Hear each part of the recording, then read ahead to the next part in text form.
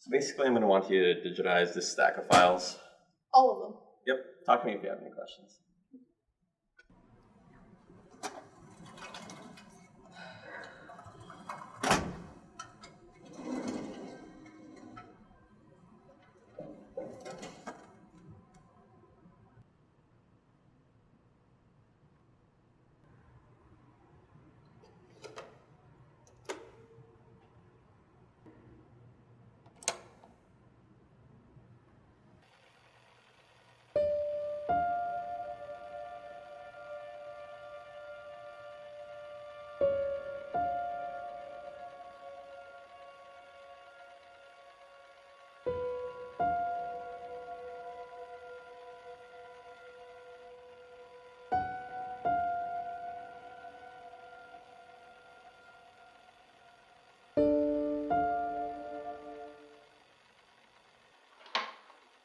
And we're rolling.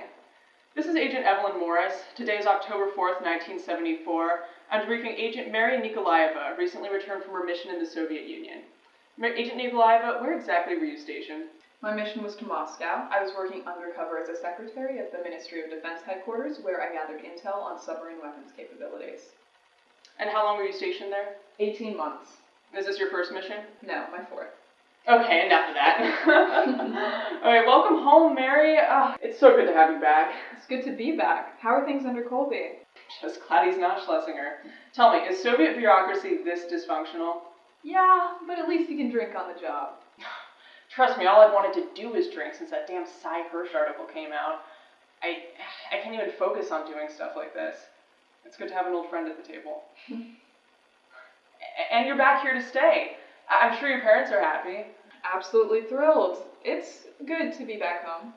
You know, I've always wondered, since you're Russian American and all, how do you reconcile spying on the motherland? What do your parents think? Well, my grandparents fled the Bolsheviks in 1919. They hated Lenin, communism, everything he stood for. And my parents would be quite proud if they knew what I did. No kidding. Not in the slightest. The agency knew what they were doing, hiring Russian-American students. We knew the language, the culture, can even pass as Russians. And plus, we're all descendants of the white emigres, so not a chance any of us would be communists. So is that what made you take the job? Chance to fight the Reds? Back then, I didn't care much for politics. You remember college in the 50s. They just sent us there to find husbands. It was more an escape, a chance to see the world, to do something interesting, to do something important. Plus, it was the only opportunity I'd ever get to see Russia.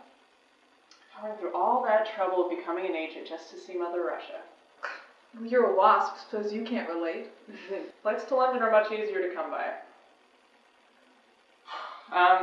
Well, I'm not sure if you were aware when you were in the field, but there has been a leak in the agency.